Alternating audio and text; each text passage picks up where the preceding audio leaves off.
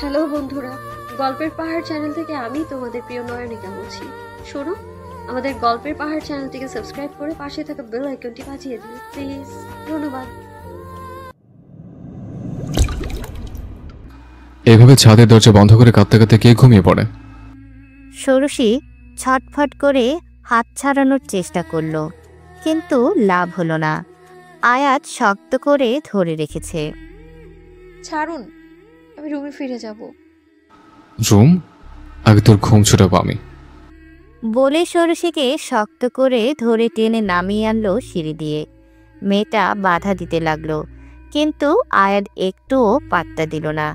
এক ঝটকায় টেনে নিয়ে এলো নিজের রুমে। দরজা বন্ধ করে সোজা ওয়াশরুমে টেনে নিল। পাগল হয়ে গেছেন আপনি? এটা কি করছেন? আমার ঘুম ছুটে গেছে, সত্যি বলছি। চুপ, বেয়াদব মেয়ে। আয়াত কোনো কথাই শুনল না। বাথরুমের দরজা বন্ধ করেই মেয়েটাকে ঠেলে দিল দেয়ালে। পরের মুহূর্তে শাওয়ারটা খুলে দিল। এক ঝটকায় ঠান্ডা পানি ঝরঝর করে নেমে এলো ষোড়শীর মাথার উপর। মেয়েটা হঠাৎ ঠান্ডায় কেঁপে উঠল, একেবারে ভিজে একাকার হয়ে গেল মুহূর্তেই। কাপড়ের প্রতিটা স্তর ভিজে গায়ের সাথে লেপতে গেল। ষোড়শী কাঁপতে কাঁপতে বলল, আপনি এটা কেন করছেন? হুঁশ ফেরানোর জন্য। অনেক নাটক হয়েছে, এবার ঠিক মতো বল, কি হচ্ছে? এমন কেন করলি? আয়াদের কণ্ঠ একেবারে কঠিন দের। ষোড়শী ঠোঁট কাঁপিয়ে তাকালো তার দিকে। চোখে জমে থাকা অশ্রু বৃষ্টির পানির সাথে মিশে গেল। আপনাকে কিছুই বলার নেই আমার। আয়াত তার দিকে তাকিয়ে থাকলো কিছুক্ষণ, তারপর আরো এক ধাপ এগিয়ে এলো। মুখটা একেবারে কাছে নিয়ে এসে বলল, তোর সঙ্গে কি আমি জোর করবো ষোড়শী? মেয়েটা একদম নিঃশব্দ হয়ে গেল, ঠান্ডা পানিতে কাঁপছে, অথচ বুকের ভেতর যেন একটা আগুন জ্বলছে। আয়াদের সেই বিকেলের হাসিটাকে সে ঘৃণা করছে। পুরুষটির হঠাৎ কি হলো, সে নিজেও পানির নিচে চলে এলো। এক ধরনের অদ্ভুত মিষ্টি সমীরণ তাদের মধ্যে প্রবাহমান হলো। আয়াদের সিক্ত মুখ বিবর গড়িয়ে পানি অ্যাডামস অ্যাপেল ভিজিয়ে দিচ্ছে। ষোড়শী পিছিয়ে যেতে দেয়ালে তার পিঠ লাগলো। তাদের এই অবস্থাতে দেখলে মেয়েটার বদনাম হবে, অথচ সে ভয় যেন নেই মনে। জোরে জোরে হাঁপানোর মতো নিঃশ্বাস কাটছে তারা। আয়াদ আরও এগিয়ে এলো। দেয়ালে এক হাত ভর দিয়ে ষোড়শীর চিকন গলায় কপাল ঠেকালো সে। উষ্ণ শ্বাস সঙ্গে শীতল পানি, সব মিলিয়ে ষোড়শীর মন অস্থির হয়ে যাচ্ছে। আয়াত ফিসফিস করে বলল, আমি ভয় পেয়েছিলাম রুদ্রবীর তোমার শরীর ছিঁড়ে খাওয়ার জন্য বসে আছে। আমি তোমাকে কতটা সামলেছি তা তোমার বোঝার সামর্থ্য নেই মেয়ে। ষোড়শীর মাথায় সেসব ঢুকল না। একটা পুরুষের ভার সহ্য করার মতন শক্তি তার শরীরে নেই। সেখানে আয়াত তো বৃহদাকার একজন। তার বাহুতে হাত রাখল মেয়েটা, সরিয়ে দিতে চাইল। আয়াত একটু বাধা পেয়ে সরে গেল। মেয়েটার পানে একবারও তাকালো না, কোমরে হাত রেখে বলল, ঘরে যাও। আর তুই বলার জন্য সরি, মাথা ঠিক ছিল না, এক্ষুনি ঘরে যাও। আয়াদের অনুমতি পেয়ে সোজা দৌড়ে নিজের রুমে চলে গেল ষোড়শী।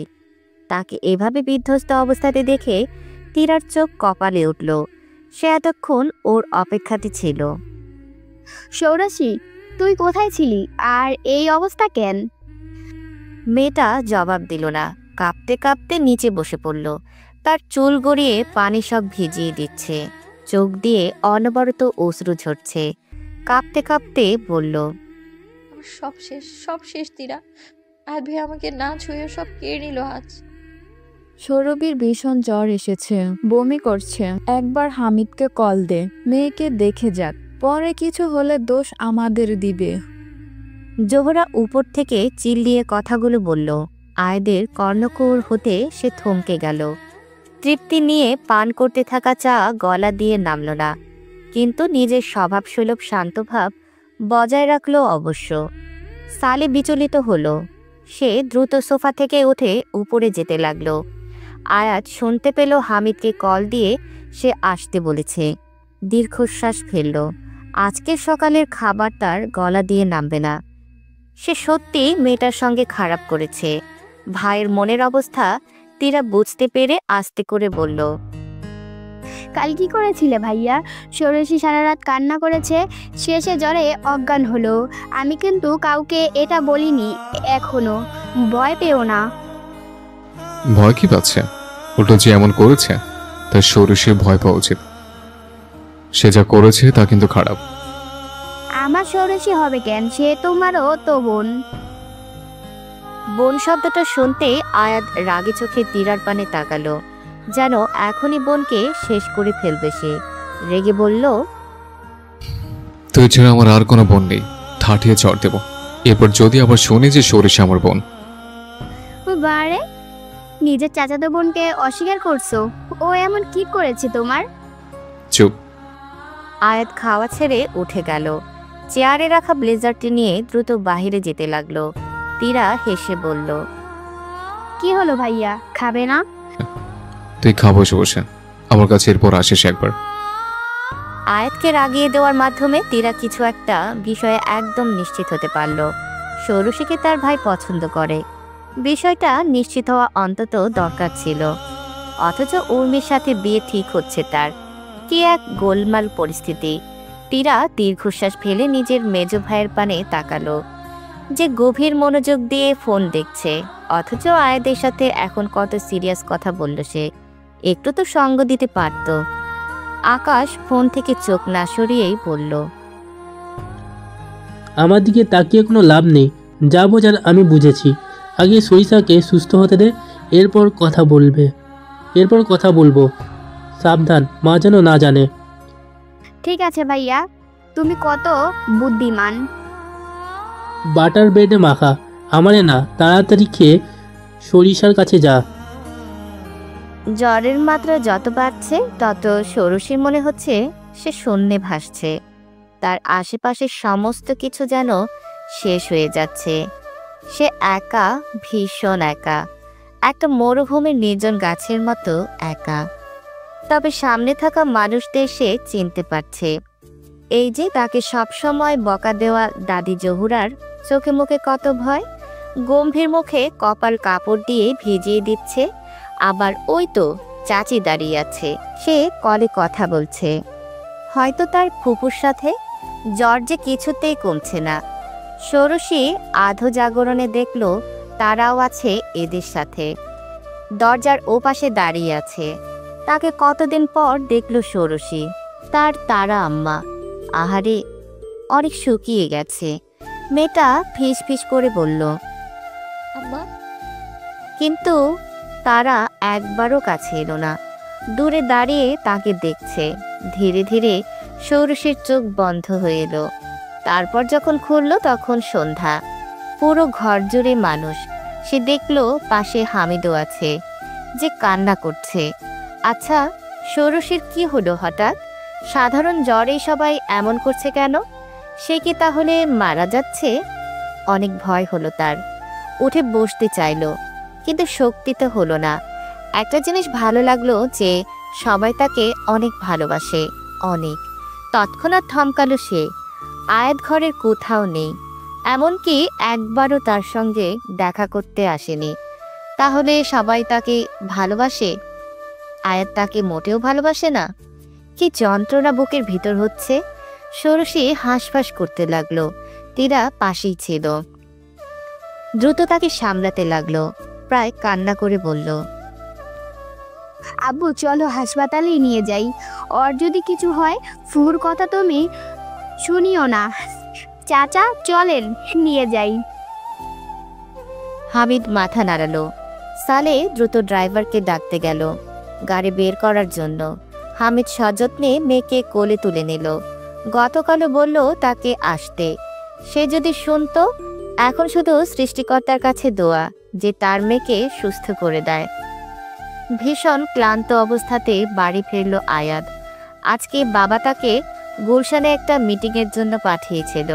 তা সাকসেসফুল হলেও সে অনেক ক্লান্ত। এখন শুধু গোসল করে ঘুমাবে।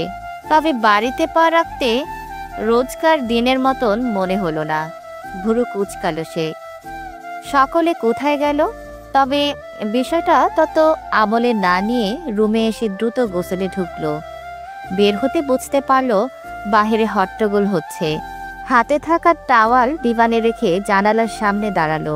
বাড়ির সকলে কোথাও থেকে আসছে। দ্রুত নিচে নেমে এলো। কোথায় গিয়েছিলে তোমরা? ছেলেকে দেখে স্বস্তি পেল মাহমুদা। তার কাছে আয়াত জাদুকরের মতন সব সমস্যার সমাধান দিতে পারে। আয়া, তোর ফোন কেন বন্ধ ছিল? মিটিংয়ে ছিলাম। চাচা এসছে কখন? ষোড়শীর অবস্থা ভীষণ খারাপ হয়ে গেছিল, ডাক্তারের কাছে নিয়ে গিয়েছিলাম, কিন্তু সেখানে থাকবে না, জ্বরের মধ্যেও ঝগড়া করে চলে এলো।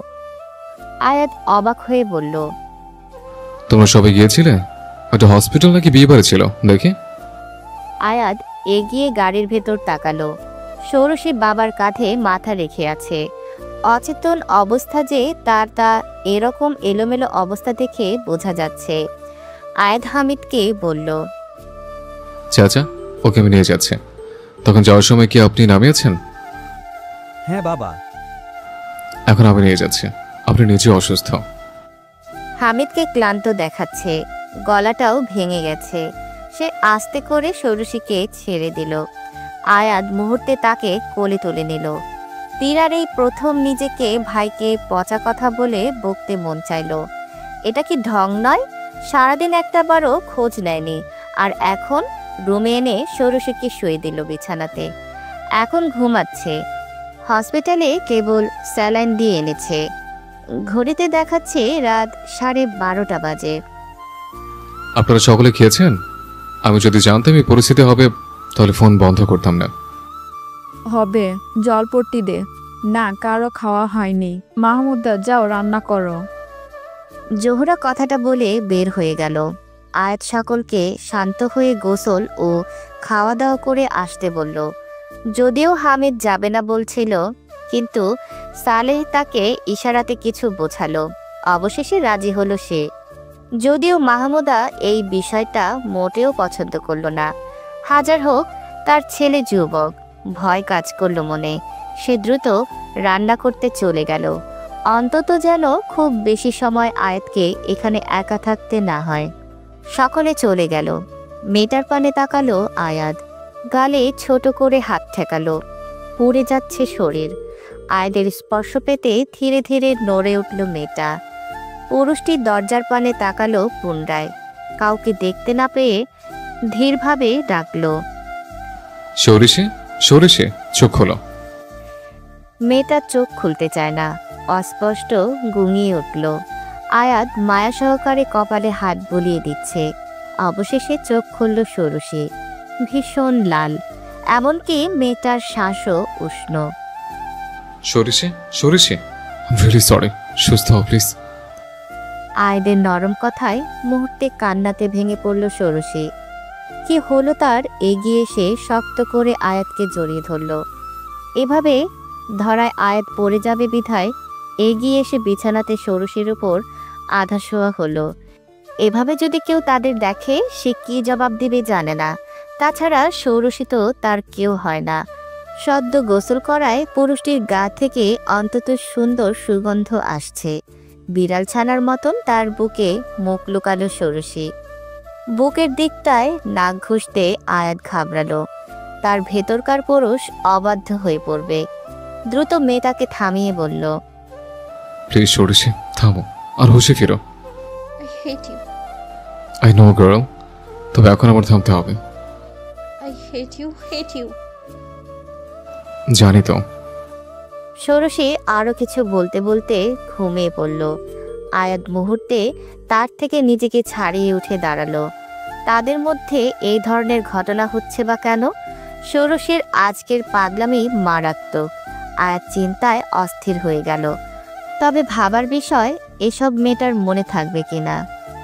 তীরা আসছে ঢাকা থেকে তোকে দেখতে, আমাকে বলল তোকে জানাতে। আগমনের খবর শুনেও ষোড়শী একটুও নড়ল না। মেয়েটার উপর তার ভীষণ অভিমান জমেছে। গত 1 মাসেও তেমন খোঁজ নেয়নি।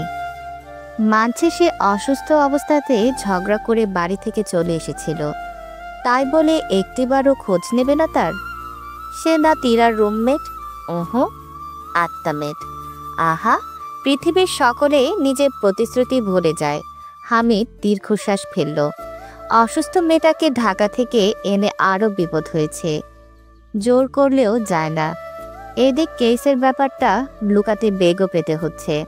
তীরাকে এনেছে যদি বুঝিয়ে ফেরত পাঠাতে পারে, এজন্য ষোড়শীকে সেভাবে রেখে চলে গেল সে। মেয়েটা কিছুক্ষণ উথাল পাতাল করে অবশেষে উঠে বসল। তৎক্ষণাৎ বাড়ির গেটটা খোলার শব্দ পাওয়া গেল। যদিও সে তীরার সামনে যাবে না, কিন্তু আড়াল থেকে জানালা দিয়ে নিচে তাকালো। সবার প্রথম যার উপর দৃষ্টি পড়ল সে হচ্ছে আয়াদ। ষোড়শী মুখে ভেঙচি কেটে বলল, ঢং করতে এসেছে ভদ্রলোক, কিন্তু এত সুন্দরও দেখা যাচ্ছে কেন তাকে? আহারে দুর্ভাগ্য, আয়াতকে অনেক বেশি সুন্দর দেখা যাচ্ছে আজ। কালো রঙের একটি শার্ট গায়ে দিয়েছে, ফর্সা মানুষ। আচ্ছা, একটু কম সুন্দর হলে কি হতো? অথবা ভীষণ কুচকুচে কালো, তখন না হয় অন্য কারো হতো না। আয়াত ভাই ষোড়শীর কখনো হবে না। এই বাক্যর ব্যথা সহ্য করার মতন নাকি? সরিষা, সরিষা, কোথায় তুই? নতিরার চিল্লানোর শব্দে দ্রুত ষোড়শী বিছানাতে গিয়ে ঘুমের ভাব ধরল, কিন্তু তাতে বিশেষ উপকার হলো না। আহা, আমার ভাবে কত সুন্দর ঘুমের অভিনয় করে রে। তড়াক করে উঠে বসল ষোড়শী, চোখগুলোতে ভীষণ কৌতূহল। তীরা দীর্ঘশ্বাস ফেলে তার মাথায় ছোট চড় দিয়ে বলল, এখন উঠলি কেন? আমি তোর কবেকার ভাবি। রবিবারের ভাবি? ধুর, আয়াত ভাই কি আমায় ভালোবাসে? তোদের বলেছে সে? ষোড়শী তৎক্ষণাৎ নিজের মুখে হাত দিল। এই ঠোঁটটা তার ভীষণ অবাধ্য, যা তা বলে দেয় এবং তাকে বিপদে ফেলে। তীরা হাসতে হাসতে তাকে নিয়ে একদম বিছানাতে শুয়ে পড়ল। ভাইয়াকে পছন্দ করিস তা আমাকে আগে বলিস না কেন? তোরে সেটিং করিয়ে দিতাম। এখন তো মা উর্মি আপুর সাথে বিয়ে দেওয়ার জন্য পাগল হয়ে গেছে। ভাইয়াটাও না মায়ের কথাতে হ্যাঁ না কিছু বলে না। নীরবতা তো সম্মতির লক্ষণ। আম্মু দাদু তাই ভেবে লাফাচ্ছে। ষোড়শীর মুখ বিবর গম্ভীর কালো অন্ধকারে ডুবে গেল। ঠোঁট কামড়ে অন্যদিকে ঘুরল সে। তীরা তার দিকে ঘুরে জড়িয়ে ধরে বলল, কষ্ট পাবি না। আমার মনে হয় ভাইয়া তোকে পছন্দ করে, কিন্তু সেটা বুঝতে পারছে না। উনি বোঝেন না আর তুই বুঝে বসে আছিস? সত্যি আমি বুঝেছি। আচ্ছা বলতো, সেদিন রাতে তোকে ভাইয়া কি করেছিল আসলে? ষোড়শী ঢোক গিলল। তার স্পষ্ট মনে আছে আয়াত অনেক কাছাকাছি এসেছিল। তীরা উঠে বসল। ষোড়শীর মুখের অবস্থা দেখে অনুমান করে বলল, আমিও জানি আর তুই জানিস ভাইয়া কোনো মেয়ে তেমন পছন্দ করে না। স্পর্শ তো দূরের ব্যাপার, আর নিজের মুখে আমাকে বলেছে যে তোকে বোন মানে না। বউ তো মানে না। সেটা ধীরে ধীরে মানবে। যাই হোক, আমার সাথে ঢাকা যাবি? দেখি। কোনো কিন্তু নয়, আমার সাথে যাচ্ছিস আর এটাই শেষ কথা। ষোড়শী ভাবনাতে পড়ে গেল। সে জানে তীরা অনেক নাছোড়বান্দা, তবুও আপাতত প্রসঙ্গটা বদলে অন্য বিষয়ে কথা বলতে লাগলো। দুপুরে খাওয়ার সময় একবার আয়াতকে দেখেছিল ষোড়শী, এরপর দেখেনি। তার খুব অভিমান হলো। একবার কি বলতে পারতো না যে সে অসুস্থ ছিল, এখন কেমন আছে? আচ্ছা, এইসব পাষাণ পুরুষদের সরকার কেন বড় বড় বিল্ডিং এর পিলার হিসেবে ব্যবহার করছে না? তাহলে নিশ্চিত সেই বিল্ডিং অনেক বছর টিকবে। নানান কথা ভাবতে ভাবতে সে চায়ে চুমুক দিচ্ছিল। এখন সন্ধ্যার সময়। পুকুর পাড়ে সে একা বসে আছে। একটা মিষ্টি বাতাস বইছে। চারিদিকে অন্ধকার, হালকা আলোতে উদ্ভাসিত হয়ে আছে। ষোড়শী খেয়াল করলো পুকুরের পানিতে হালকা হালকা তরঙ্গ হচ্ছে। সে কাপটা এক পাশে রেখে পানির কাছাকাছি এলো। পা দিয়ে হালকা পানি নাড়াতে একটু নরম উষ্ণ কিছুতে গিয়ে লাগলো। ভুরু কুঞ্চিত হলো মেয়েটার। কৌতূহল হয়ে পা আবার লাগালো। মনে হচ্ছে কারো বাহু। অন্ধকারের মধ্যে হঠাৎ গমগমে কণ্ঠতে বেজে উঠল, আর একবার লাথি দিলে পা ভেঙে ফেলবো। ও মা গো, শয়তান জিন! ষোড়শী শুনেছিল তাদের এই পুকুরে জিন আছে, কিন্তু এভাবে আজ তার সামনে আসবে তা কখনো ভাবেনি। দ্রুত চলতে গিয়ে শ্যাওলা মাখা পুকুরে পা ফসকে গেল। 1 সেকেন্ড শূন্যতে থাকলেও পরক্ষণে কোমরের কাছটায় শক্ত সিমেন্টের তীব্র আঘাত পেল। তবে আরও পেত যদি না পুরুষালী হাতটা তাকে বক্ষতে জড়িয়ে না নিত। ইস, কি উষ্ণ আর সুগন্ধময় শরীরটা! ষোড়শী কাঁপতে কাঁপতে বলল, কে আয়াত ভাই? না, সালমান সুলতানি। আসলেও?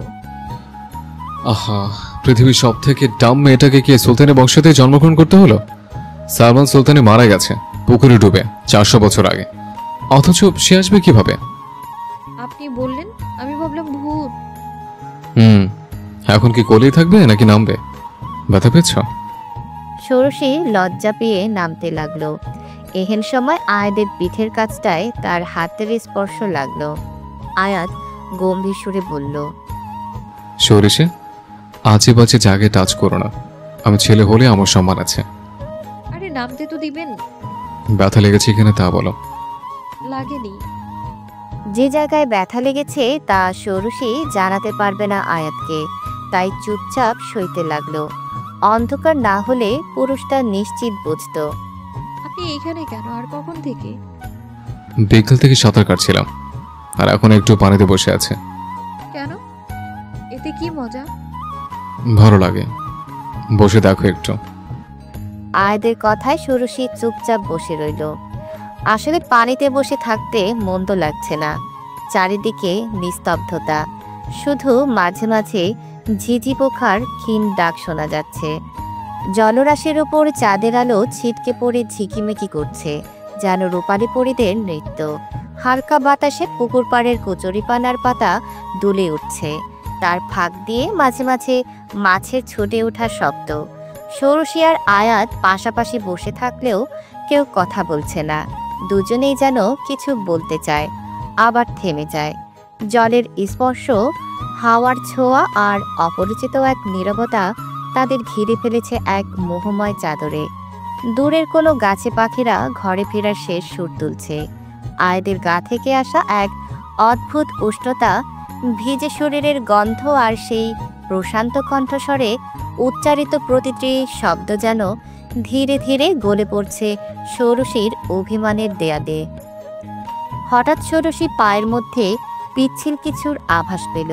সে ভাবল আয়াদের পা। অনেকক্ষণ পানিতে থাকায় এমন হচ্ছে। একটু নরম সুরে বলল, সরি ভাইয়া, আপনার শরীরে পা দিয়েছি। সরিষে, জি। কাছে এসো। ষোড়শীর চোয়াল ভাঙার উপক্রম হলো এমন আবদারে। সে কিছু বোঝার আগেই আয়াত তাকে অনেক ধীরভাবে নিচের কাছে টানলো। পানি থেকে কোলে তুলে উঠে দাঁড়ালো। মেয়েটা ভয়ে তার গলা জড়িয়ে ধরেছে। আয়াত দীর্ঘশ্বাস ছাড়ল। সে কি এখন ভালোবাসার কথা বলবে? সর্বপ্রথম এই ভাবনা এলো ষোড়শীর মাথায়। সরিষে, আবার সেই ডাক। এখন কি তবে চূড়ান্ত সময়? সে উত্তেজনায় বলল, জি। কিছুক্ষণ আগে ওটা আমার শরীর না, সাপ ছিল। স্টপ, চিল্লাবেন না, তা নয় মানুষ ভাববে আমি তোমার সাথে কিছু খারাপ করছি। হ্যাঁ, সরিষি, খামছি দিও না। সরু নখগুলো পুরো চামড়া ভেদ করে ঢুকে যাচ্ছে। ছোটবেলা থেকে সাপের প্রতি ভীষণ ভয় মেয়েটার। আয়াত সেটা খুব ভালো মতন জানে, এজন্য কোলে নিয়ে সরে এসেছে। বললাম না খামছি দিও না। আমি ভয় পেয়েছি হুট করে, তো চিল্লানো বা খামচি আমার প্রতিক্রিয়া দেওয়ার মাধ্যম ছিল। সেটা কিভাবে থামাতে পারি আমি? তাই বলে সারা জীবন করে রাখবো এমনও নয়। নামো, ভেজা কাপড় রয়েছে এখন। ষোড়শীকে কোলে থেকে নামিয়ে দিল আয়াত। মেয়েটার তৎক্ষণাৎ লাফ দিয়ে আরো 3 ধাপ উপরে উঠে গেল সিঁড়ির। অবস্থা দেখে পুরুষটি হাসল। হাতখানা দিয়ে চুলগুলো উপরে তুলে বলল, ভীতু বাচ্চা। মনে হয় আপনার ভয় লাগছে না? ওটা সাপ ছিল। তো ওকে আমি ছোটবেলা থেকে চিনি, আমার সাথে সেটা বিকেল থেকে বসেছিল। আয়াদের ভাবভঙ্গি থেকে মনে হলো কোনো বন্ধু তার সাথে বসেছিল। যদিও গরমকাল, তবু অনেক সময় পানিতে থাকার ষোড়শী শীত অনুভব হচ্ছে। সে কম্পমান ঠোঁটে বলল, আপনি সাপটাকে চেনেন? এমনভাবে বলছেন কেন? যাদের আমার মতন সাঁতার কাটার অভ্যেস তারা এমন অনেক প্রাণীদের চিনে থাকে। যখন আমি 12 বছর ছিলাম তখন সাঁতার কাটতে কাটতে গিয়ে প্রথমবারের মতন ওকে আবিষ্কার করে ভয় পেয়েছিলাম। তবে ও বন্ধুর মতন আমার সাথে সাঁতার কাটে। শুকনো ঢোক গেল ষোড়শী। সে নিশ্চয় এখন কোনো জিনের সাথে কথা বলছে। তা নয় এমন অদ্ভুত কাজ কোনো মানুষ করতে পারে। সে কৌতূহল হয়ে শুধালো, আপনার ভয় লাগে না? না, আমি জানিও আমাকে কখনো ক্ষতি করবে না। এত অন্ধবিশ্বাস কিন্তু ভালো নয়। ভালোবাসা ভালো, তবে অতিরিক্ত ভালোবাসা নিজের জন্য ক্ষতিকর। আমি সবটাকে ভালোবাসি না, শুধু সঙ্গ পছন্দ করি। আর কখনো তোমরা এটাকে দেখোনি। না, আর দেখতেও চাই না। আপনি কোলে বসিয়ে রাখেন। কিন্তু কোলে তো তুমি ছিলে, তাহলে তুমিও কি সাপ? কণ্ঠতে কৌতুক মিশে আছে। অনেক রাগ হলো ষোড়শীর। সে উচ্চ স্বরে বলল, হ্যাঁ, সাপ আমি। আপনাকে গিলে খাবো। তুমি নাদান বাচ্চা, কোনো পুরুষকে গিলে খাওয়ার মানে জানো? কিছুটা বিভ্রান্ত হয়ে গেল মেয়েটা। আয়দের কথার অর্থ বুঝতে পেরে ভীষণ লজ্জা পেল। এই পুরুষটাকে না সে বুঝতে পারে না, একদম না। এখন চারপাশ একদম অন্ধকার হয়ে আছে। ষোড়শী স্মরণ হলো সিঁড়িতে চায়ের কাপ ও ফোনটা রাখা। সে অন্ধকারে অনুমান করে খুঁজে তা হাতে নিল। আমি জানি গিলে খাওয়ার মানেটা কি। এতটাও বাচ্চা নই আমি, তবে আপনাকে তা বলিনি। জানি, কিন্তু কিছু ওয়ার্ড চুজ করার ক্ষেত্রে সতর্ক থাকা উচিত। রুমে যাও, তাহলে ঠান্ডা লেগে যাবে। আপনি আরো এখানে থাকবেন? নিরাপদ না। দেখেন, সাপটা হয়তো কোনো একদিন আপনাকে মেরে ফেলবে। যারা ভয়ঙ্কর তাদের সাথে এমন সখ্যতা রাখতে নেই। যেমন তোমরা নারীরা। আপনার সব কথা কেমন যেন। থাকেন আপনার বান্ধবীকে নিয়ে। তুমি কিভাবে বুঝলে যে সাপটা মেয়ে? আমি নিজেও জানি না। অনুমান আর কি, কারণ পুরুষ জাতির মধ্যে একে অপরের প্রতি টান অনুভব করার প্রবণতা কম। আজ এক মুহূর্ত চুপ করে রইল, তারপর হেসে ফেলল। একটা নীরব গভীর হাসি, যেটা সহজে বোঝা যায় না। তাহলে তুমি বলছো আমি টান অনুভব করেছে? হ্যাঁ, না হলে এই সাপের সাথে বিকেল বেলার বন্ধুত্ব গড়ে ওঠে কি করে? বিশ্বাস, সঙ্গ, ভাষাহীন বোঝাপড়া সব তো টান থেকেই জন্মায়। আয়াত আরেকবার চুপ করে গেল। তার চোখ দুটো অন্ধকারের মধ্যেও যেন দূরে কোথাও তাকিয়ে রইল। তারপর নিচু গলায় বলল, টান অনুভব করলে যদি নাম দেওয়া যেত, তবে এই পৃথিবীতে প্রতিটা ছায়ার নাম থাকতো। সব সম্পর্কের জন্য শব্দ তুলে ফেলা যায় না। তুমি যে আমাকে পছন্দ করো, তা নিছক টান নাকি ভালোবাসা? মেয়েটা থতমত খেয়ে গেল। এই পুরুষটা কেমন? কখনো হেসে ঠাট্টা করে, কখনো গভীর হয়ে যায় নদীর মতন। কিছুটা সময় নীরবতা নেমে এলো তাদের মাঝে। শুধু গা ছমছমে পুকুর ঘাটের পাথরে ভেজা শিরে শিরে বাতাস বয়ে যায়। আপনি নিজেকে অনেক জটিল করে তুলেছেন জানেন। আমি কখনো বলিনি আপনাকে ভালোবাসি। তাহলে রাগ করে চলে এলে কেন? আপনি আমাকে অপমান করেছিলেন। কিভাবে? মানছি তোমাকে সম্পর্কে ঠিক করা হয়নি, তবে ওভাবে জোর করে ফেলার কোনো মানে ছিল না। যে বিষয়টা কারো নিকট গুরুত্বপূর্ণ, সেটা অপর ব্যক্তির কাছে মাঝে মধ্যে অর্থহীন হয়ে পড়ে। ষোড়শীর কাছে ওই রাগটা অন্যরকম ছিল। তার ছোট নারী শরীর আয়াতকে গভীরভাবে অনুভব করেছিল। পুরুষটির মুখোমুখি দাঁড়ালো সে। আবছা অন্ধকারে ঠিকঠাক তেমন না দেখা গেলেও অনুমান করা যাচ্ছে। নারীর শরীর অনেক জটিল। এখানে সহজে কারো বিচরণ সম্ভব নয়। সেদিন আপনি যতটা কাছে এসেছিলেন এটার অনুমতি কিন্তু নেননি আপনি। ইয়াস, কিন্তু আমি জানি তোমার খারাপ লাগেনি। এত কনফিডেন্স? আমি না হয় আপনাকে পছন্দ করি, আপনি কিসের আশায় আমায় স্পর্শ করেন? অনেকটা গুরুত্বপূর্ণ প্রশ্ন। আজ সহসা প্রশ্নের জবাব দিতে পারল না। বিষয়টা যেন পুকুরে সে সাপটার মতন। আয়াত জানে একত্রে সাঁতার কাটা ঠিক না।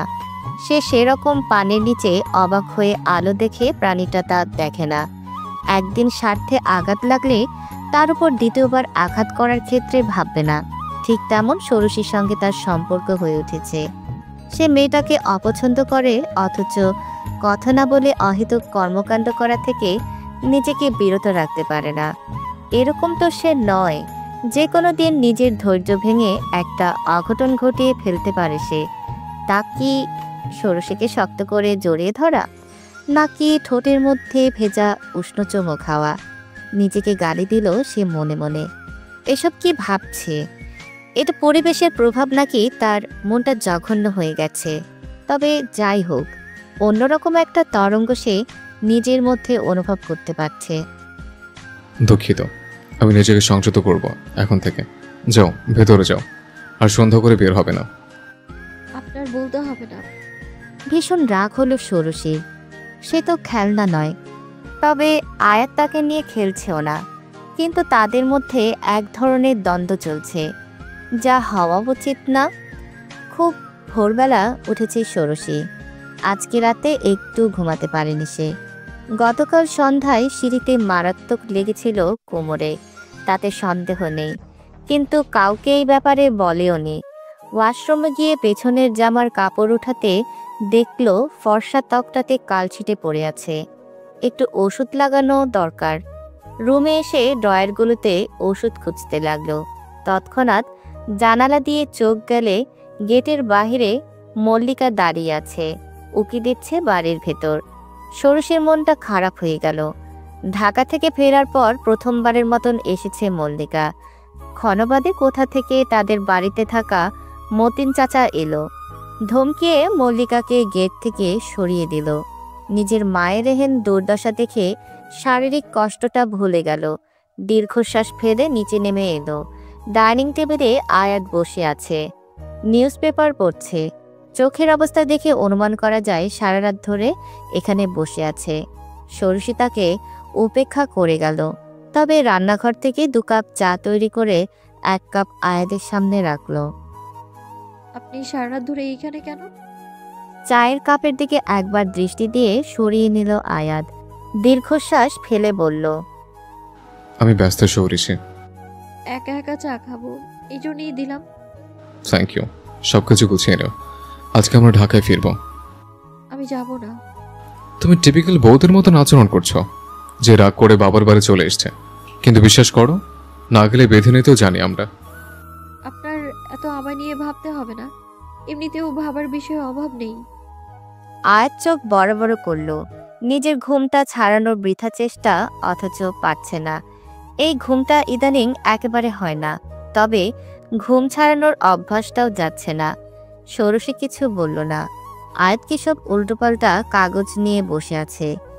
এর বউকে অনেক কষ্ট সহ্য করতে হবে, এটা অন্তত সে নিশ্চিত। তা নয় কে এভাবে কাজের পিছনে সারা রাত ব্যয় করে। আহা, আয়াত ভাইয়ের বউ।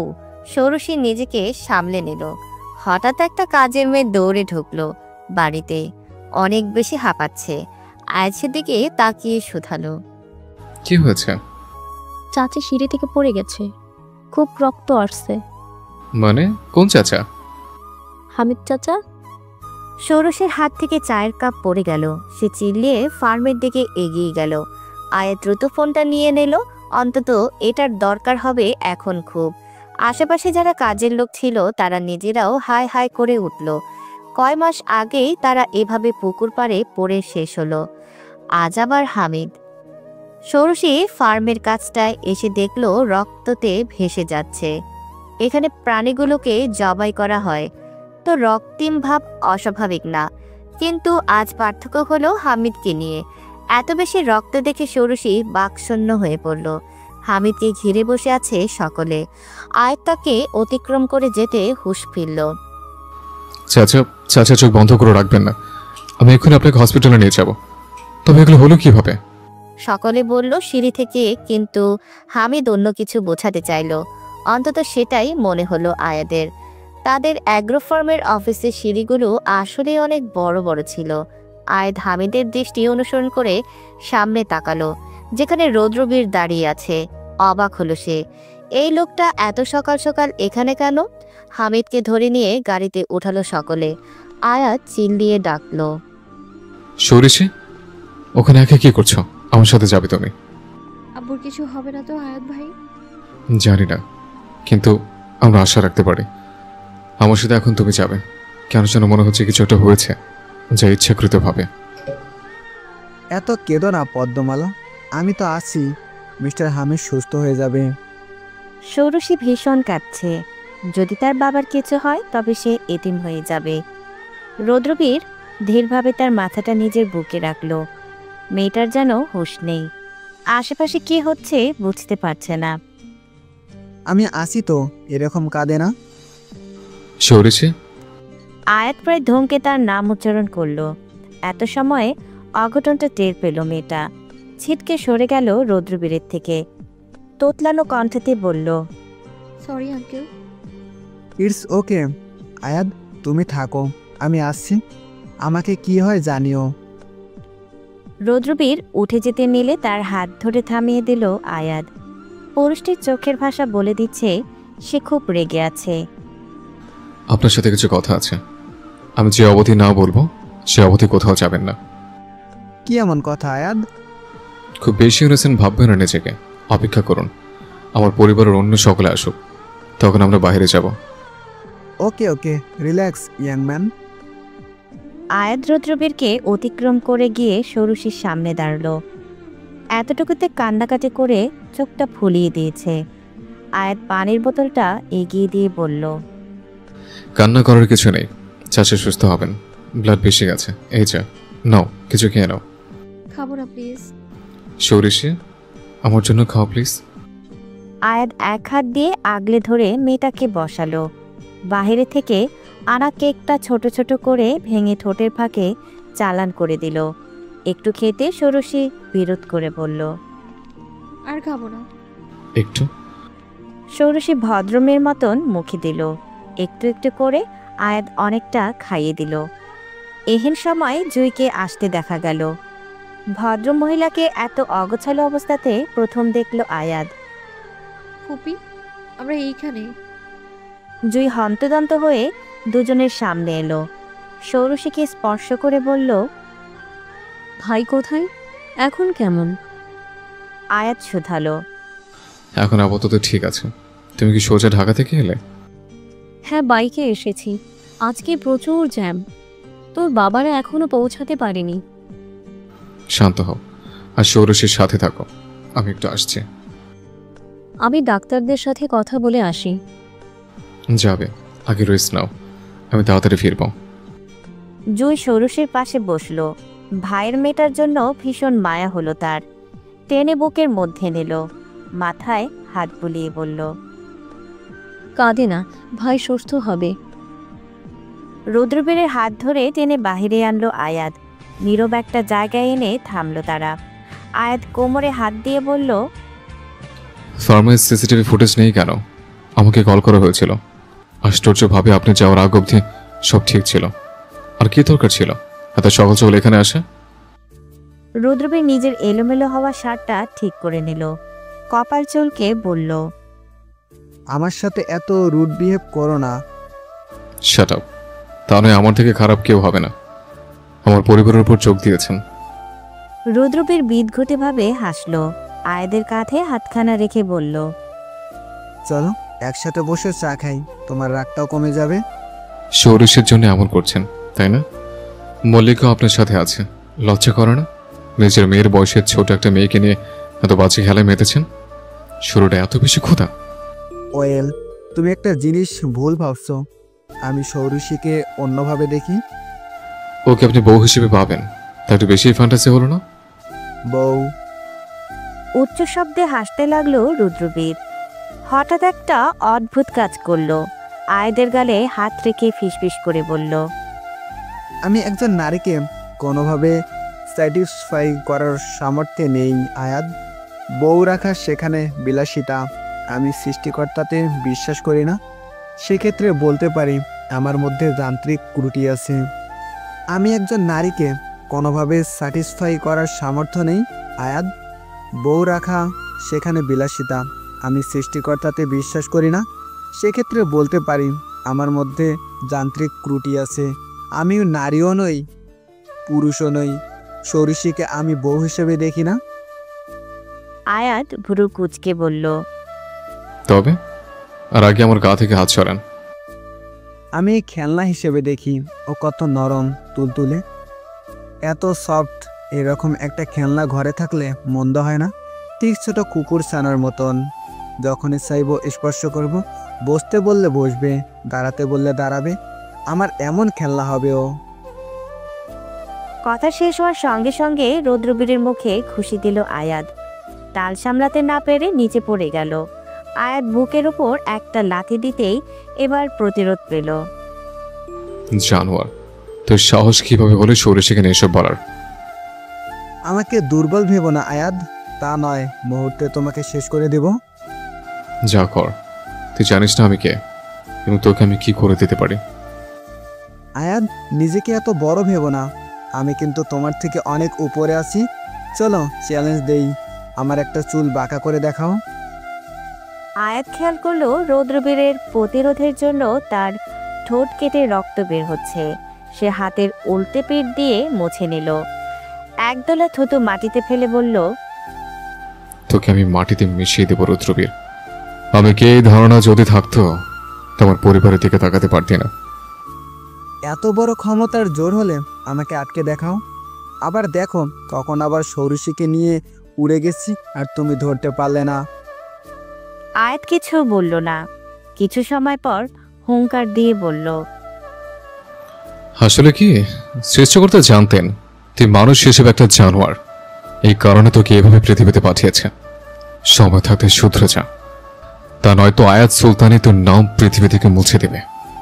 ষোড়শী আপা, আয়াত ভাই মল্লিকা চাচির বাড়িতে গিয়ে অনেক ভাঙচুর করছে। মানে কেন? জানি না, আমি তোমাকে খবরটা দিতে আসলাম। কাজের লোকের মুখে এহেন অদ্ভুত কথা শুনে তীরা ও ষোড়শী একে অপরের মুখের পানে তাকালো। সবেমাত্র হসপিটাল থেকে এসেছে সে, তবে সময় লস করার অবকাশ নেই। দৌড় লাগালো মল্লিকার বাড়ির দিকে। অন্ধকারে ষোড়শী খেয়াল করলো বাড়িটা ঘিরে অনেক মানুষ জমায়েত হয়েছে। সে আয়াদের চিল্লানোর শব্দ শুনছে। উঠানে পা রাখতেই দেখলো একটা হাতুড়ি নিয়ে দেয়ালের অনেক বড় অংশ ভেঙে ফেলেছে। আয়াত ভাই, কি হয়েছে? আপনি এখানে কেন? আয়াতকে থামাতে গেল ষোড়শী, কিন্তু লাভ হলো না। পুরুষটা অনেক বেশি শক্তিশালী তার থেকে। তীরা ইতিমধ্যে একটা ধাক্কা খেয়েছে। হঠাৎ ষোড়শীর কি হলো? আয়াতকে জড়িয়ে ধরল। কম্পমান কণ্ঠতে বলল, থামেন, এরকম পাগলামো কেন করছেন না? আর নিতে পারছি না আমি, থামেন দয়া করে, আমার জন্য থামেন। তৎক্ষণাৎ থেমে গেল আয়াত। মল্লিকা বারান্দায় লুকিয়ে আছে। এবার যেন একটু সাহস পেল সে। চিল্লিয়ে বলল, ওই পুলিশ ডাকতো, তোদের কি করেছি আমি? চুপ, ওর একটা কথা বলে এটা দিয়ে দিব। আয়াদের ধমকে ও মাগো বলে সরে গেল মল্লিকা। ষোড়শী বিরক্ত হয়ে বলল, এমন কেন করছেন মাকি? ঠাস করে গালে পড়ল ষোড়শীর। তবে বিগত চরগুলোর থেকে এটা অনেক বেশি অসহনীয় ছিল। মেয়েটা অশ্রু সজল চোখে তাকিয়ে রইল। আয়াত থমকে বলল, এখানে কি নাটক করতে এসছো? এই মহিলাকে যদি মা বলো তাহলে জিভটা টেনে লম্বা করে ফেলবো। আমার কি দোষ আয়াত ভাই? সবসময় আমাকে কেন এভাবে বলির পাঠা বানান? ষোড়শীকে বিয়ে দিয়ে দে হামিদ। আয়াত যা বলল তা খুবই ভয়াবহ। এমন মানুষের হাত থেকে বাঁচানোর জন্য শক্তপোক্ত মানুষ দরকার। শুনতেছিস তো আমার কথা? হামিদ ধীরগতিতে মাথা নাড়ালো। আজ সকালে তাকে হসপিটাল থেকে ছুটি দেওয়া হয়েছে। এখন যদিও কিছুটা কথা বলতে পারে, কিন্তু কেমন চুপচাপ হয়ে গেছে। মাথায় ইন্টারনাল ক্ষতটাও বেশ গুরুতর। বিয়ে তো দিব, কিন্তু মেয়েটা ছোট। তাছাড়া আমার নিজের গ্যারেন্টি আমি দিতে পারছি না। এই অবস্থাতে তেমন ছেলে পাবো কোথায়? খুঁজতে হবে। কিন্তু সত্যি বলতো, সেদিন রুদ্রবীর ওখানে কি করছিল? আমি আসলে জানি না। সকালে ফার্মে গিয়ে দেখি বসে আছে। আমি তাকে বসতে বলে একটু বের হচ্ছিলাম, ঠিক তখন মনে হলো ধাক্কা দিল। কি ভয়ঙ্কর! ষোড়শীর দেখা যাচ্ছে সুন্দর হয়েও বিপদ হয়েছে। জুই আঙুলগুলো পানিতে ধুতে ধুতে বলল, সালে, হামিদ আর সে ছাড়া আয়াদও এখানে উপস্থিত আছে। ছেলেটাকে বেশ কতগুলো দিন ধরে খুব ঝামেলা পোহাতে হচ্ছে। সালে বেশ কয়েকবার ঢাকা চলে যেতে বলেছে, তবে সে নাছরবান্ধা যাবে না। পুকুর পাশে বসতে বসতে বলল, আপনার বিয়ের ব্যাপারে সিদ্ধান্ত নেওয়ার আগে একবার সৌরশীকে ডেকে নেন, তারপর আমি কিছু বলতে চাচ্ছি ফুপি। কি? আগে সৌরশীকে ডাকুন, ওর মতামত নিন। হাত ছেড়ে কাজের লোককে ডাকলো জয়ী। আসতে দ্রুত ষোড়শীকে ডেকে আনতে বলল। ক্ষণবাদে মেয়েটা এলো। ষোড়শী ঘরে ঢোকার সঙ্গে সঙ্গে এক ধরনের ভারী নীরবতা নেমে এলো ঘর জুড়ে। ওর মুখে একরাশ ক্লান্তি, চোখে অদ্ভুত একটা শূন্যতা। আর তাকিয়ে রইল নিঃশব্দে। চোখে চোখ পড়তে ষোড়শী মুখ ঘুরিয়ে নিল। সালে গম্ভীর গলায় বলল, তোমাকে কিছু জিজ্ঞেস করা হবে মা, ভেবে উত্তর দিও। জয় একটু নরম হয়ে বলল, তোমার বিয়ের কথা ভাবছি আমরা, কিন্তু তোমার মতামত ছাড়া কোনো সিদ্ধান্ত নেওয়া ঠিক হবে না। তাই চাচ্ছিলাম তুমি নিজে বলো, তুমি কি এই পরিস্থিতিতে বিয়েতে রাজি? ষোড়শী কিছুক্ষণ চুপ করে থাকলো। এরপর চোখ তুলে একে একে সবার মুখের দিকে তাকালো। হামিদ, সালে, জুই, আয়াত সবাই যেন প্রতীক্ষায়। আপু আমি বিয়ে করবো না, আমি এখনো ছোট। আয়াত বিরক্ত হয়ে বলল, এতটা ছোট নাও যে পরিস্থিতির গভীরতা বুঝতে পারবে না। তুমি বিপদে আছো, আর এখানে কোনো পুলিশ বা আইন তোমাকে রক্ষা করতে পারবে না। ঢাকা আমাদের বাড়িতে থাকলেও তুমি ভীষণ বেয়াদব। কথা শোনো না, একটা লিগ্যাল গার্ডিয়ান দরকার। এভাবে সকলের সামনে কেউ বেয়াদব বলে? ষোড়শী চোখ বড় বড় করে আয়াতের পানে তাকালো, যেন নিজের রাগটা দেখানোর ব্যর্থ চেষ্টা। আয়াদের ভ্রুজোড়া কুঞ্চিত হলো। সে অবাক হয়ে হামিদকে বলল, চাচা, আপনার মেয়ে আমাকে চোখ রাঙিয়ে ভয় দেখাচ্ছে। সে দেখাক, তুমি ভয় না পেলেই হলো। আর সৌরিশি, এটা কিন্তু সত্যি বেয়াদবি। আয়াদ তাহলে ঠিক কথা বলেছে, ক্ষমা চেয়ে নে। আমি কি ছোট বাচ্চা নাকি আপু? অবশ্যই ক্ষমা চেতে হবে না। সিরিয়াস ডিসকাশনে ফিরো। তুমি কি বিয়ের জন্য তৈরি? তাহলে আমি কিছু বলতে চাচ্ছি। ষোড়শী সহসা জবাব দিতে পারল না। সে যদি নাও বলে তবে কি তার কথার কোনো মূল্য আছে? সকলে তো সিদ্ধান্ত নিয়ে নিয়েছে ইতিমধ্যে। সে ধীরভাবে মাথাটা হেলিয়ে বলল, আপনারা যেটা ভালো মনে করেন করুন। জুই আঙুলগুলো হামিদের হাতে তুলে দিয়ে আয়াদের উদ্দেশ্যে বলল, আয়াত, আয়াত কি যেন বলবে বলেছিলে, সেটা বলো। ষোড়শীর হৃদয়ের স্পন্দন বৃদ্ধি পেল। এই পুরো বাতাবরণ জানান দিচ্ছে আয়াত এখন নিজেকে পাত্র হিসেবে উপস্থাপন করবে। আয়াত গা সোজা করে বসল। তার চোখে বর্ণনাহীন স্থিরতা, যেন অনেক কিছু আগে থেকেই চিন্তা করে রেখেছে সে। ষোড়শী নিঃশব্দে তাকিয়ে রইল। তার বুকের ভেতরটা কাঁপছে, মনটা ধুকপুক করছে। বুকের গোপনে এক ফোঁটা আশার আলো সে ধরে রেখেছে। আয়াত অবশেষে বলল, ফুপু, আমি আসলে এজাজের কথা ভাবছি। মানে তোমার ছেলেকে, সে সৌরিশের জন্য যথেষ্ট উপযুক্ত। দেশে ফিরবে কিছুদিন পর। দেশের বাইরে ভালো চাকরি আছে, মার্জিত স্বভাব, নিরাপত্তা দিতে পারবে। এই পরিস্থিতিতে এজাজের মতো কাউকে দরকার। ঘরে হঠাৎ একরাশ নীরবতা নেমে এলো। সেই নীরবতায় ছুরি চালিয়ে একসাথে কিছু স্বপ্ন, কিছু অব্যক্ত সম্ভাবনাকে মৃত করে তুলল আয়াত। ষোড়শীর মুখটা মুহূর্তেই বিবর্ণ হয়ে গেল। সে মাথা নিচু করল, কিছু বলল না, কোনো শব্দ করল না।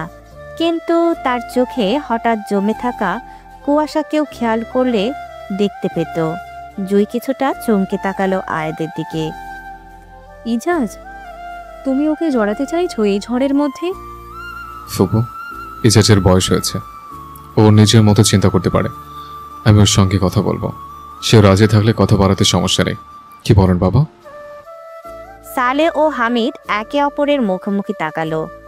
স্মরণ হচ্ছে কিছু একটা তাদের মোটেও পছন্দ হয়নি, তবে নীরবতা অবলম্বন করল। জুই একটু গম্ভীর হয়ে গেল, চোখের কোণায় শঙ্কা দেখা দিল।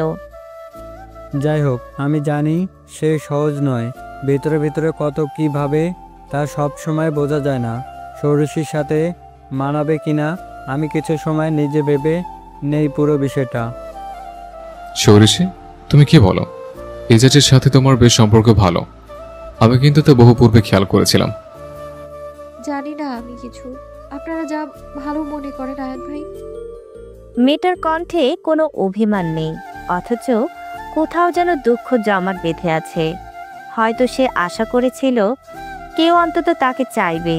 সে কাউকে সে চোখের সামনে দেখল, কিন্তু তাকে পায়নি। আয়াদের থেকে মুখটা ঘুরিয়ে নিল সে। কেবল নিজের ভেতরে একটি কান্না, একটি নিঃশব্দ আহাজারি অনুভব করলো, যা কারো কানে পৌঁছালো না। আমাকে অতি দ্রুত আপডেট করো। আমি জানতে চাচ্ছি পুরো গেমটা ঠিক কিভাবে খেলা হচ্ছে। ওকে, রাত শেষ হওয়ার আগে মেল করবে। এখন রাখছি। আয়াত ফোনটা রেখে সিগারেট ধরালো। পুরো ছাদময় অন্ধকার, শুধু মাঝে মধ্যে হালকা চাঁদের আলোতে আশেপাশটা দেখা যাচ্ছে। হঠাৎ কেন যেন মনের ভেতর ফাঁকা অনুভব করছে সে, তবে ঠিক কোন কারণে তা জানে না। শুধু মনে হচ্ছে কিছু একটা হারিয়ে ফেলছে। পিছনে শব্দ করে ছাদের দরজাটা লেগে গেল। কে কে ওখানে? কান্নারত কণ্ঠতে ষোড়শী বলল। আয়াদ ভাই, আমি। হাতে থাকা সিগারেটটা ফেলে দিল আয়াদ।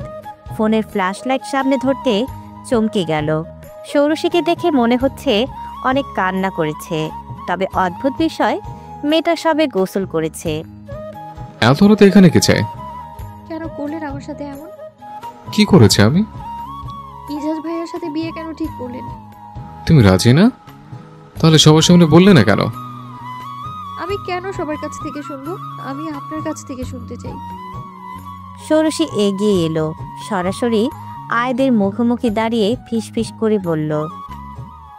আমি আপনার কাছ থেকেই শুনবো। কেন আপনি আমার সাথে এমন ব্যবহার করেছেন যাতে মনে হয় আপনি আমায় পছন্দ করেন? এটা স্পষ্ট প্রতারণা। আমি তোমাকে অনেক আগে নিষেধ করেছিলাম। এরপর যদি নিজে নিজে ভেবে নাও তাহলে আমার কিছু করা থাকে না। এটা ভালো ছেলে, বিয়েটা করে নিতে পারো। ঠান্ডা গলায় কথাগুলো বলেই আয়াত ঘাড় ঘুরিয়ে তাকালো আকাশের দিকে, যেন এই আলোচনা তার জন্য তুচ্ছ। ষোড়শী এতক্ষণ নিঃশব্দে দাঁড়িয়েছিল, চোখ থেকে টপ টপ করে জল পড়ছে। এবার আচমকা গলা চড়িয়ে বলল, আপনি তো কাপুরুষ একটা। আয়াত ঘুরে তাকালো, চোখে একটু বিস্ময়, একটু বিদ্রুপ। ও, এখন আমি কাপুরুষ? হ্যাঁ, নিজের অনুভূতির দায় নিতে পারেন না আপনি? একজন মেয়ে দিনকে দিন কেমন করে বদলে যাচ্ছে, কেমন করে কাউকে ভালোবেসে ফেলেছে, তা বুঝেও আপনি চুপ ছিলেন। আপনি শুধু বোঝেন প্ল্যান, স্ট্র্যাটেজি, গেম। কোনোদিন কি আমাকে মানুষ হিসেবে দেখেছেন আপনি আয়াত ভাই? তুমি জানো না তুমি কি বলছো বোকা মেয়ে? আপনি খুব ভালো করেই জানেন আপনি সব বোঝেন, তবু চুপ করে থাকেন আপনি। আপনি চেয়েছিলেন আমি এগিয়ে আসি, নিজ থেকে কিছু বলি। আপনি জানেন এই কথাগুলো বলাও একটা মেয়ের জন্য কতটা সাহসের। তাছাড়া আপনি আমাকে যেভাবে রক্ষা করেন। আয়াত এবার জোরে বলে উঠল, তুমি যে ভাবছো তা কখনো সত্যি ছিল না। আমি তোমাকে রক্ষা করে ভালোবাসা দিয়ে নয়, দায়িত্ব দিয়ে। তাহলে কেন আপনি এইভাবে এমনভাবে তাকাতেন আমার দিকে? কেন? আয়াত হঠাৎ থেমে গেল, তার মুখ শক্ত হয়ে এলো। সে এগিয়ে এসে ষোড়শীর খুব কাছে দাঁড়ালো। কারণ আমি চাই না তুমি ভেঙে পড়ো, আমি চাই না তুমি ভয় পাও। আর হ্যাঁ, আমি ভুল করেছি, ভুল করে তোমাকে নিজের মতো করে নিরাপত্তা দিয়েছে, কিন্তু সেটা ভালোবাসা ছিল না। ষোড়শীর ঠোঁট কাঁপে, চোখের জল আর বাদ মানে না। তাহলে আমার দোষ কোথায় বলুন? আমি কেন ভাঙবো আজ? কেন আমার স্বপ্নগুলো একা একা মরে যাবে? এক মুহূর্তের জন্য আয়াদের চোখেও কিছু একটা কাঁপলো, হয়তো কষ্ট, হয়তো অপরাধবোধ, কিন্তু সে নিজেকে সামলে নিল। আয়োজন। যে মানুষ নিজে ভালো না বোঝে তার স্বপ্ন বাঁচিয়ে রাখা যায় না। তাছাড়া তুমি আমার একটা গোপন কথা জানো, কখনো তোমাকে সঙ্গে আমি করব না। ষোড়শীর রাগ উঠে গেল। সে এখন কি করবে? তার বুকটা ফেটে যাচ্ছে কষ্টতে। আচ্ছা, হারিয়ে ফেলার যন্ত্রণা এত কষ্টকর, এর থেকে তো মৃত্যু ভালো। নাক টেনে বলল, আমাকে আপনি ভাবি বলবেন না, এজাজ আমার ছোট, তুমি ভালো থাকবে। হঠাৎ কি হলো ষোড়শীর? সে একদম আয়াদের কাছে চলে এলো। আয়াত তার শরীরের তাপ বুঝতে সক্ষম হলো। মেয়েটা জ্বরের ঘরে আছে দেখে এসব আবল তাবল বকছে। আয়াতকে সব থেকে অবাক করে দিয়ে বলল, তীরা একটু আগে বললো আমি ভীষণ নরম। আয়াত ভাই পুরুষ হিসেবে এই নারীকে হাত ছাড়া করবেন না, তার স্বাদ গ্রহণ করুন। লোভ দিলে? এই কথা যখন হুঁশ ফিরবে তখন মনে হলে নিজে নিজে কিন্তু লজ্জা পাবে। পাবো না। তোকে বিয়ে করবো না। সৌরেশী, ইস, এভাবে ডাকবে না তো কষ্ট হয়। ঠিক এইখানে বুকের মধ্যে। আমার লোভ হয় না সৌরেশী, রুমে যাও। তোর এই কাল এসে মনে করে কাঁদবে। আয়াত ভাই কোথায়? আজ সকাল থেকে তাকে একবারও দেখিনি। তুই কিছু জানিস সৌরেশী? টেবিলের উপর রাখা ধুমায়িত চায়ের কাপের পানে হাত বাড়ালো সৌরসী। মাথায় প্রচণ্ড যন্ত্রণা হচ্ছে তার। ইদানিং কিছু হলে জ্বর এসে যাচ্ছে, আবার সকাল হতেই সেরে ওঠে। তার শারীরিক অবস্থা যেন মনের সাথে মিলে মশকরা করছে। জানি না আমি কি ওনার বউ যে খোঁজ রাখবো, আমি ওনার ভাবি। তীরা ভ্রুজোড়া কুঞ্চিত করল। সৌরসীকে খুব কম রাগতে দেখা যায়, তবে যখন রাগে তখন সহজে নিজেকে সামলাতে পারে না। সে নিজেও আয়াদের কাজের জন্য বিরক্ত। কি হতো যদি সৌরসীকে সে বিয়ে করত? সৌরেশী, ইজাজ ভাই ছোট, তাই তুই আয়াত ভাইয়ের কখনোই ভাবি হতে পারবি না। চুপ, আমি ভাবি হব? এত বেশি কথা বলিস কেন?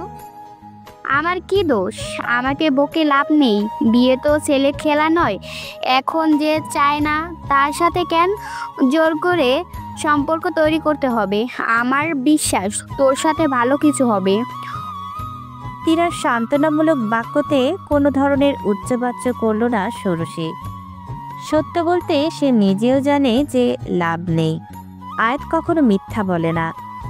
ইজাজের সাথে বিয়েটা তার হচ্ছে। কাল রাতে ছাদে হওয়া ঘটনার জন্য একটু সৌরসীর মনে দুঃখ নেই, কারণ সে চেষ্টা করেছিল। অন্তত সারা জীবনের আফসোস তো থাকবে না। চেষ্টার পর যে পুরুষ তাকে গ্রহণ করেনি, ক্ষতি সেই পুরুষের। তাদের দুজনের মনোযোগ আকর্ষণ ঘটল জুয়ের হঠাৎ আগমনে। ভদ্রমহিলাকে দেখে মনে হচ্ছে সে কোথাও বের হচ্ছে। তীরা খাবার চিবোতে চিবোতে শুধালো, কোথাও যাচ্ছ ফুপু? হ্যাঁ, ঢাকা ফিরে যাচ্ছি। বিয়ের প্রিপারেশনের জন্য? জুই জবাব দিল না। চুপচাপ টেবিল থেকে এক গ্লাস পানি উঠিয়ে পান করল। সৌরসীর পানে একবারও তাকালো না সে। মনে হচ্ছে কিছু একটা নিয়ে অস্বস্তিতে ভুগছে। কম্পমান কণ্ঠতে বলল, আসছি তীরা, সাবধানে থাকিস। তড়িঘড়ি করে সে চলে গেল। তীরা বিরস মুখে বলল, কিছু বুঝলি সৌরেশী? না, কি বুঝবো? আমার মনে হচ্ছে তোর আর ইজাজ ভাইয়ের বিয়েটা হচ্ছে না। ফুপু মানা করে দিয়েছে, অথবা ইজাজ ভাই যে কোনো একজন। তুই তো বিশিষ্ট মানুষ, মন পড়তে পারিস। তোর মতো তো গাধাও নই অন্তত। যাই হোক, যদি কথাটা সত্য হয় তাহলে কি দিবি? হলেও কি, অন্য কারোর সাথে হয়ে যাবে। আমার বিয়ে হচ্ছে, অন্তত এটা সত্য। মন খারাপ করিস না। ষোড়শী খাবারে মনোযোগ দিল। জীবনে অঘটন ঘটতে থাকলে সেটা যদি এড়িয়ে না যাওয়া যায়, তাহলে চুপচাপ সহ্য করে নেওয়া ভালো। অন্তত সে তাই করবে। তীরার কথার সত্যতা সে ক্ষণবাদেই পেল। জুই বিয়ের জন্য না করেছে, কারণ হিসেবে বলেছে তার ছেলের যোগ্য না ষোড়শী। এতে সালের সাথে অনেক বেশি তর্ক হয়েছে, তাই এত সকালে রাগ করে চলে গেল জুই। যদিও কারণটা শুনে কষ্ট লাগলো ষোড়শীর, কিন্তু বিয়ে তো ভাঙল। সারাদিন আয়াতকে আর সে দেখতে পায়নি। তবে মনে মনে ঠিক করে রেখেছে যে যখন দেখা হবে তখন খুব শুনিয়ে দেবে। রাতে সকলের খাওয়া দাওয়ার পর আয়াত এলো। মানুষটাকে দেখে খুব ক্লান্ত মনে হচ্ছে। ষোড়শীর মায়া হলেও নিজেকে সংযত রাখল। আয়াত সোজা হামিদের রুমে চলে গেল। তাকে চিন্তিত মনে হচ্ছে। নিশ্চয়ই আবার কোনো ছেলেকে ধরেছে তার জন্য। ষোড়শী পা টেপে টেপে দরজায় কান রাখল। ভেতরে সত্যি তার বিয়ে নিয়ে আলাপ হচ্ছে। পুরোটা শোনার জন্য আর একটু ভালোভাবে দাঁড়ালো সে। আজ সন্ধ্যায় তোর আর আয়াদের বিয়ে। আমি জানি তোর থেকে না জেনে সিদ্ধান্ত নেওয়া ঠিক হয়নি, কিন্তু আমি তোর বাবা, খারাপ সিদ্ধান্ত নিব না। আমার কাছে আসলে সময় নেই মা, কোনো প্রকার না করিস না, তোর হাতে ধরে বলছি। হামিদ আকুল ভরে ষোড়শীর হাতখানা ধরল। তার মেয়ের বয়স সবে মাত্র 17। এতটা ছোট বয়সে বিয়ে দিতে তার মন টানছে না, কিন্তু সে তো নিরুপায়। আজ সকাল থেকে অনেক খারাপ লাগছে।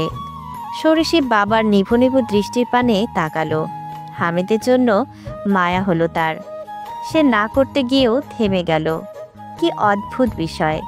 গতকাল অবধি যে বিষয়টা তার একমাত্র চাওয়া ছিল, আজকে তা পেয়েও মূল্যহীন।